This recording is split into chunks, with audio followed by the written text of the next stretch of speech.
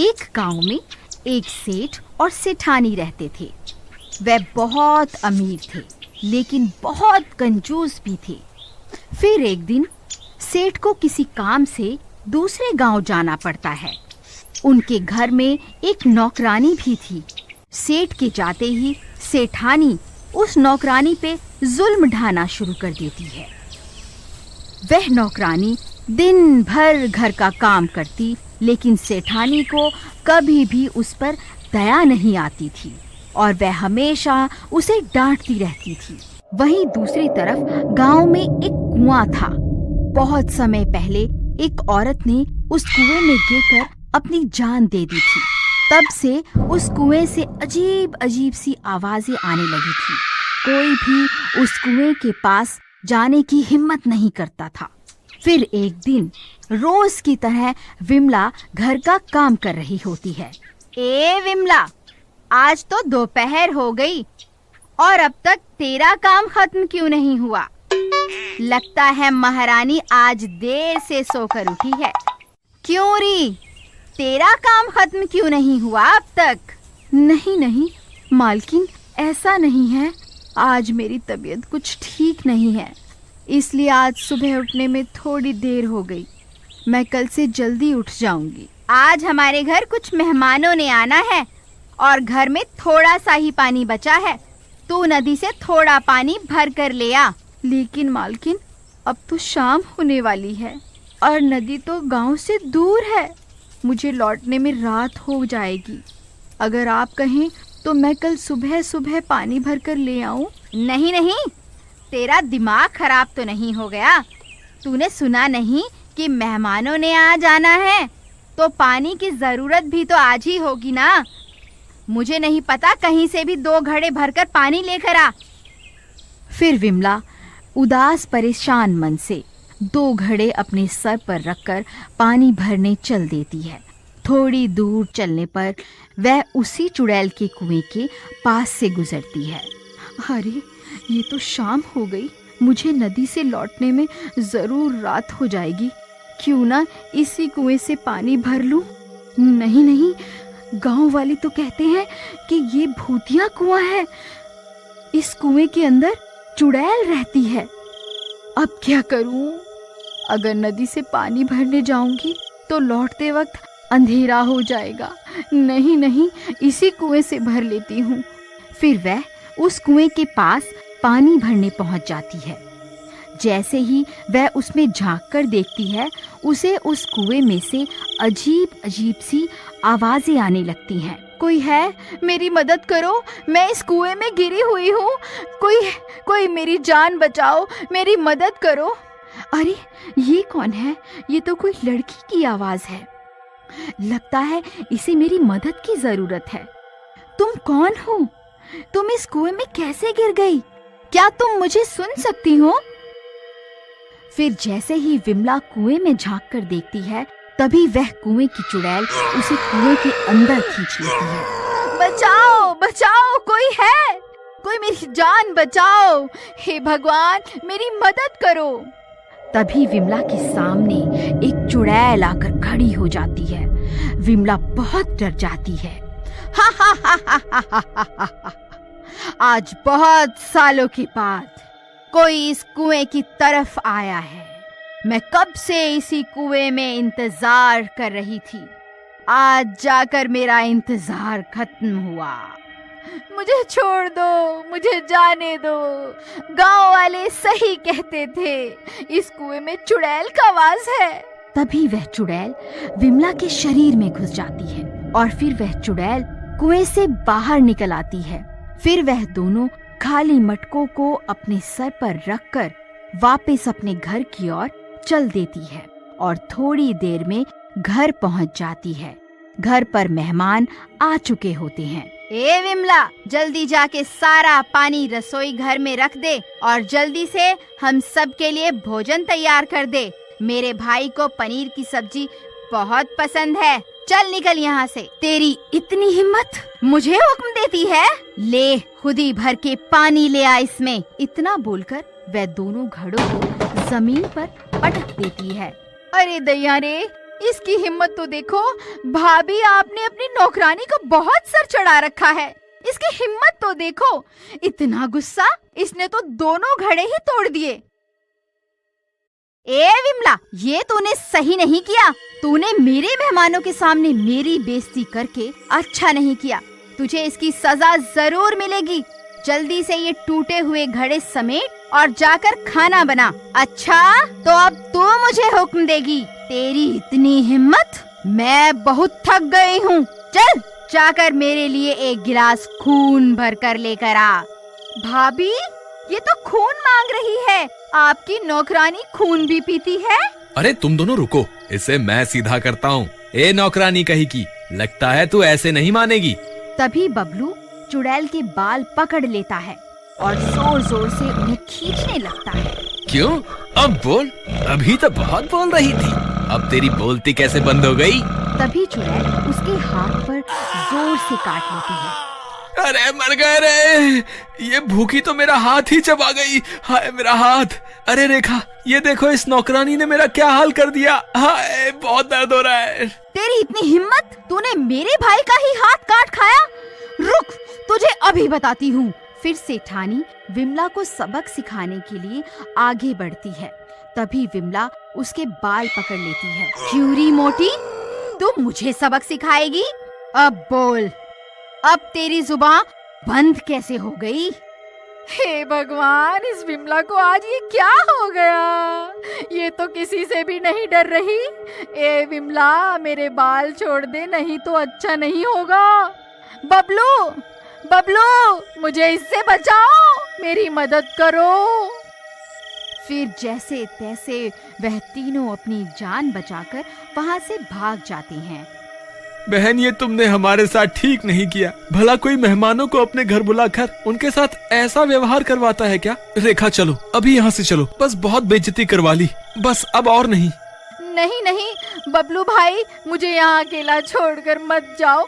मैं अकेली इस घर में विमला के साथ नहीं रह सकती, ये मुझे मार डालेगी। तुम आज रात यहीं मेरे घर रुक जाओ, कल सुबह अपने घर चले जाना। ठीक है, लेकिन ध्यान रहे, मैं और अपनी बेइज्जती नहीं सहने वाला। ठीक है भाई, लेकिन अब हम क्या करें? वापस घर जाना सही होगा। वह विमला अभी भी घर पर ही होगी। कहीं उसने हम पर फिर से हमला कर दिया तो? हम थोड़ी देर यहीं इंतजार करते हैं। थोड़ी देर में विमला सो जाएगी, फिर हम लोग घर चलेंगे। फिर थोड़ी देर इंतजार करने के बाद वह लोग फिर से वापस अपने घर की ओर चल देते हैं। अजी जरा झांक कर तो देखिए, विमला है या सोने चली गई? फिर बबलू झांक कर देखता है। अरे कोई नहीं है, डरने की कोई बात नहीं है, रास्ता साफ है, चलो अंदर चलते हैं। फिर वह तीनों दबे पांव घर के अंदर घुस जाते हैं और इधर उधर देखने लगते हैं। अरे कोई नहीं है, चलो अब सब सो जाते हैं, सुबह होने दो। इस नौकरानी को तो मैं सबक सिखाऊंगा। फिर रात के 3 बजते ही विमला पूरी तरह से चुड़ैल बन जाती है। वह बहुत डरावनी बन जाती है। फिर वह अपने कमरे से निकलकर बाहर आती है, जहाँ वह तीनों सो रहे होते हैं। उस चुड़ैल को बहुत भूख लग रही होती है। तभी उसे बबलू की टांग दिखाई देती है। वह बबलू के पास जाती है और उसकी टांग को चबाने लगती है। तभी बबलू की नींद खुल जाती है। अरे मर गए रे, बहुत दर्द हो रहा है। अरे ये चुड़ैल कहाँ से आ गई?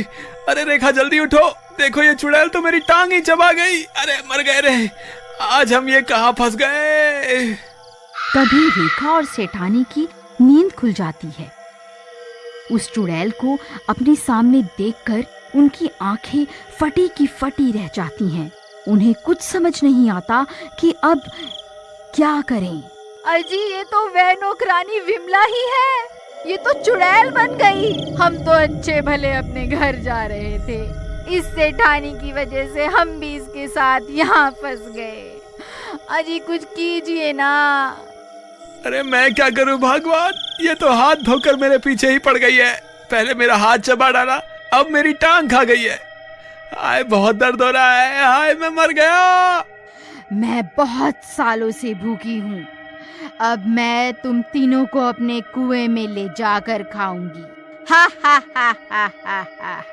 ए, तेरी टांग तो बहुत स्वादिष्ट थी, सबसे पहले तुझको खाऊंगी। अरे मर गए रे, ये तो सबसे पहले मुझे ही खाने को बोल रही है।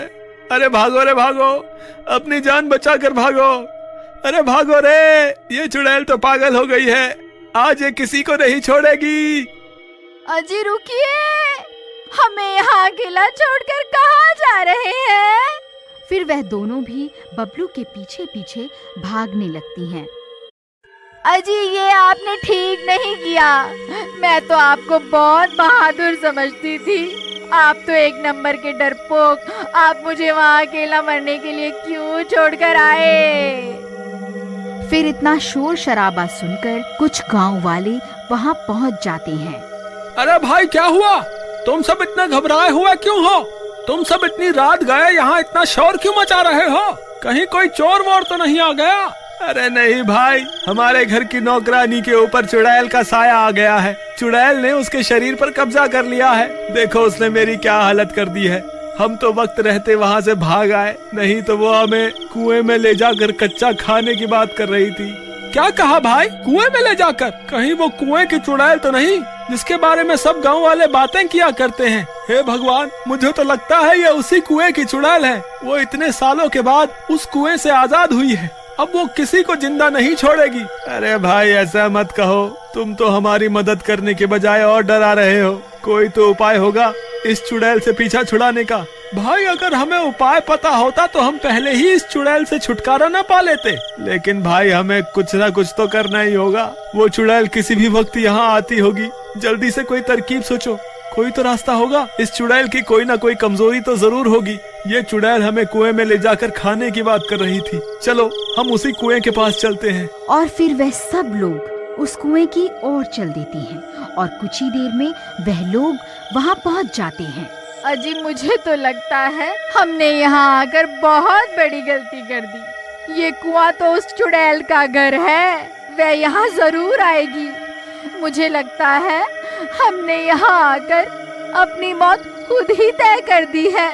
ऐसा कुछ नहीं होगा, मुझे लगता है ये कुआं ही उस चुड़ैल की सबसे बड़ी कमजोरी है। ये उसका घर है। उसने सालों तक इसी कुएं में रहकर इतनी सारी शक्तियों को हासिल किया है। अगर हम इस कुएं में आग लगा दें तो जरूर उस चुड़ैल की सारी शक्तियां खत्म हो जाएंगी। चलो हमें देर नहीं करनी चाहिए, जल्दी से इस कुएं में आग लगा देते हैं। इसके अलावा हमारे पास कोई और तरकीब भी तो नहीं है। फिर वह सब मिलकर सूखी घास और पेड़ की सूखी टहनियों को उस कुएं में डालने लगते हैं।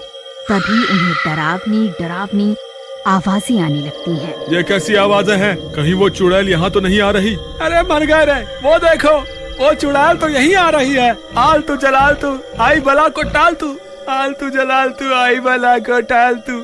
हे भगवान हमारी रक्षा करो। तभी उन्हें दूर से वह चुड़ैल आते हुए दिखाई देती है। वह सब लोग उसे देखकर बहुत डर जाते हैं। ए गांव वालों, अच्छा हुआ तुम मुझे यहीं मिल गए। तुम सबकी मौत तुम्हें यहाँ खींच कर लाई है। ए चुड़ैल, हम तुझसे नहीं डरते। मुझे तेरी कमजोरी के बारे में पता चल गया है। तू हमारा कुछ नहीं बिगाड़ सकती। मैं तुझसे नहीं डरता। रुक, तुझे अभी मजा चखाता हूँ। बबलू भाई थोड़ी कम हेकड़ी झाड़ो, ज्यादा हीरो मत बनो। जिस तरकीब को लेकर इतना उछल रहे हो ना, अगर वो तरकीब फेल हो गई तो सबसे पहले ये तुम्हें ही कच्चा खाएगी। चल डरपोक, चल भाग यहाँ से। तभी बबलू एक मशाल में आग जलाकर उसे कुएं में फेंक देता है। देखते ही देखते कुएं से आग की बड़ी बड़ी लपटें उठने लगती हैं। ए मूर्ख इंसान, ये तूने क्या कर दिया? नहीं नहीं, ऐसा नहीं हो सकता। अरे मर गई रे, ये मुझे क्या हो रहा है? फिर देखते ही देखते वह चुड़ैल भी जलने लगती है और कुछ ही देर में जलकर राख हो जाती है और विमला उस चुड़ैल के चंगुल से आजाद हो जाती है। विमला, तुम वापस आ गई? तुम ठीक तो हो ना? मुझे माफ कर देना, मैंने हमेशा तुमसे बदतमीजी से बात करी और तुम्हारे भोलेपन का फायदा उठाया। आज के बाद मैं तुम्हें कभी नहीं सताऊंगी।